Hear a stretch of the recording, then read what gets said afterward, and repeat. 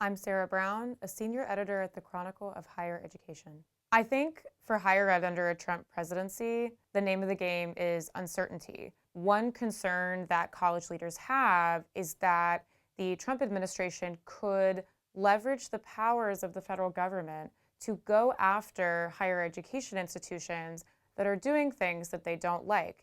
And there's a precedent for this. So over the past year, Republicans in the US House of Representatives have been investigating colleges for what they see as inadequate responses to campus anti-Semitism. The question for colleges is, will there mostly be anti-higher education rhetoric, or will there be government action to back that up? I think it's safe to say that the Trump administration is not going to embrace the kind of broad student loan forgiveness that the Biden administration has tried to promote. What's unclear at this point is what the Trump administration's approach could mean for specific programs. So, for example, the Public Service Loan Forgiveness Program, a lot of people rely on that to have their student debt forgiven. And Trump has tried to end that program before, and it's possible that he could do so again. Another policy that Trump's allies have floated is to increase the taxes that colleges pay on their endowments. And this would specifically affect more highly selective colleges like Harvard and Yale and Duke. So that's something to watch as well. Republican lawmakers have spent the past few years going after colleges' diversity, equity, and inclusion efforts, which colleges use as a way to make their campuses more inclusive for people from a range of backgrounds.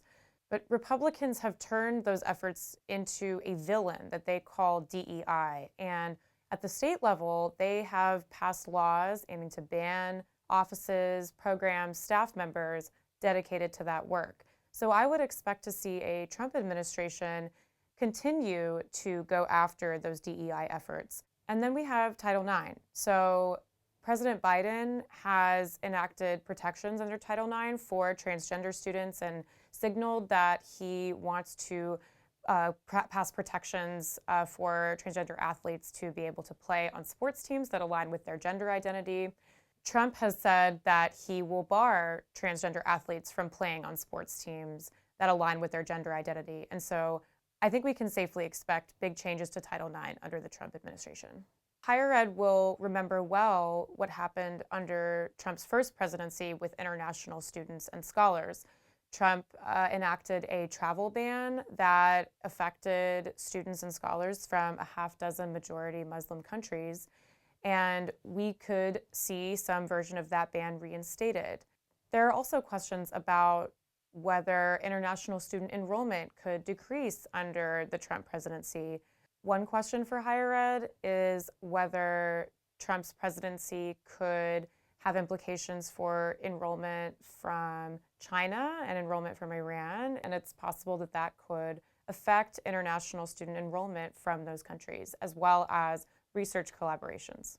There are an estimated 100,000 students who are enrolled in U.S. colleges who are here in the U.S. through the Deferred Action for Childhood Arrivals program, known as DACA.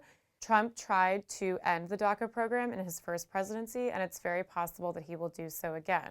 One of the main policies that Trump campaigned on is a plan to conduct mass deportations of undocumented immigrants.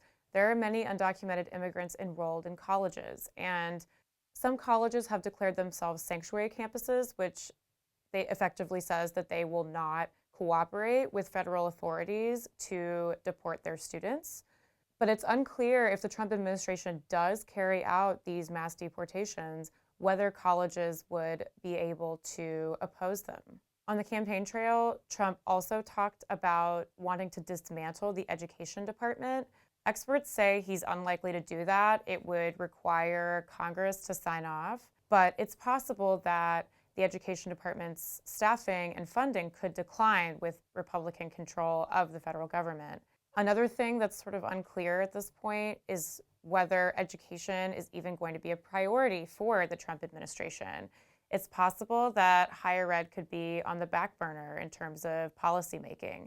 But it's also possible that President-elect Trump could see opportunities to score political points by using higher ed as a punching bag, which a number of Republican politicians have done in recent years. During Trump's first presidency, colleges just didn't know what to expect day to day. Would Trump put out a social media post attacking some college for doing something, or threaten to take away some college's federal funding? Colleges just don't really know what to expect, and so uncertainty is going to be the prevailing feeling for higher ed leaders right now.